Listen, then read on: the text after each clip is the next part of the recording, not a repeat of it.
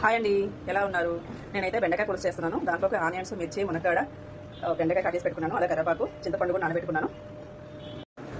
బెండకాయ పులుసుకి ఆయిల్ అయితే పోసేసాను. కొంచెం జీలకర్ర వేసుకున్నాను.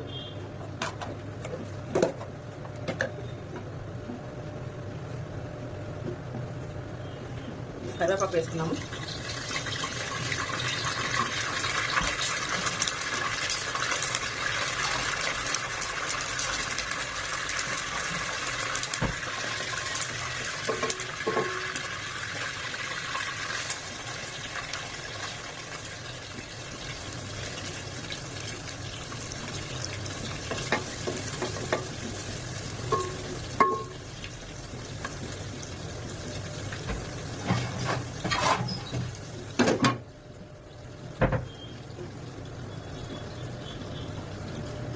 పిల్లలకి ఎగ్స్ కూడా ఉడకబెట్టేసాను.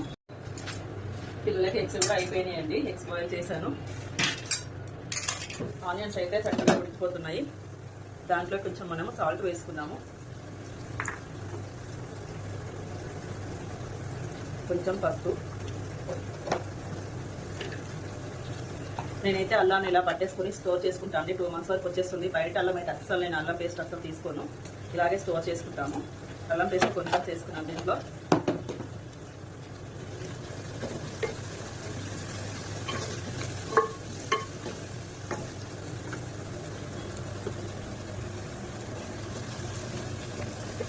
మిర్చి, మునక్కాడలు, ఉల్లిగడ్డలు అన్నీ ఇంట్లో వేసానండి.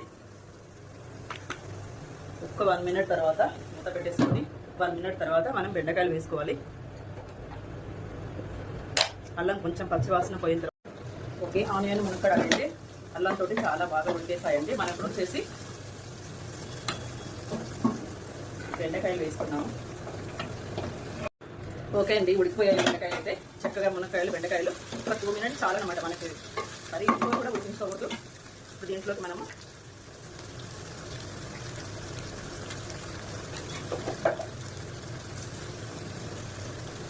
కొంచెం సాంబార్ పొడి వేస్తున్నాను.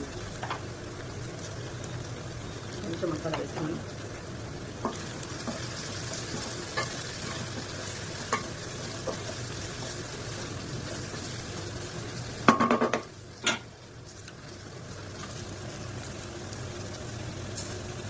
ఇలా అయితే ఉందండి. ఒక్క సెకండ్ మనం మూత పెట్టుకుందాము.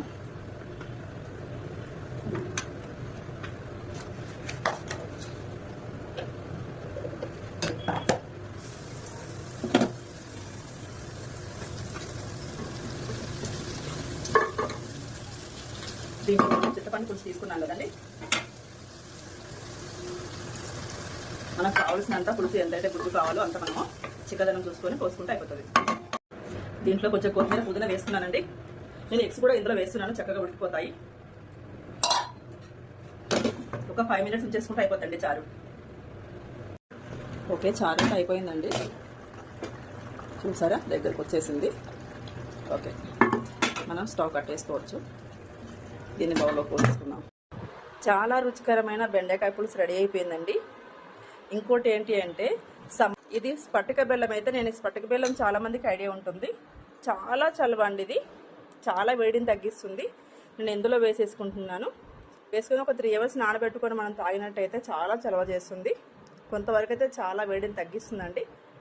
ఇది వచ్చేసి పుచ్చకాయ. మార్కెట్లో చాలా అవైలబుల్గా దొరికే ఏమైనా ఉన్నాయి అంటే కనుక దీంట్లో వాటర్ కంటెంట్ ఎక్కువ ఉంటుందండి. బాగా ఎంత తక్కువ రేటు కూడా.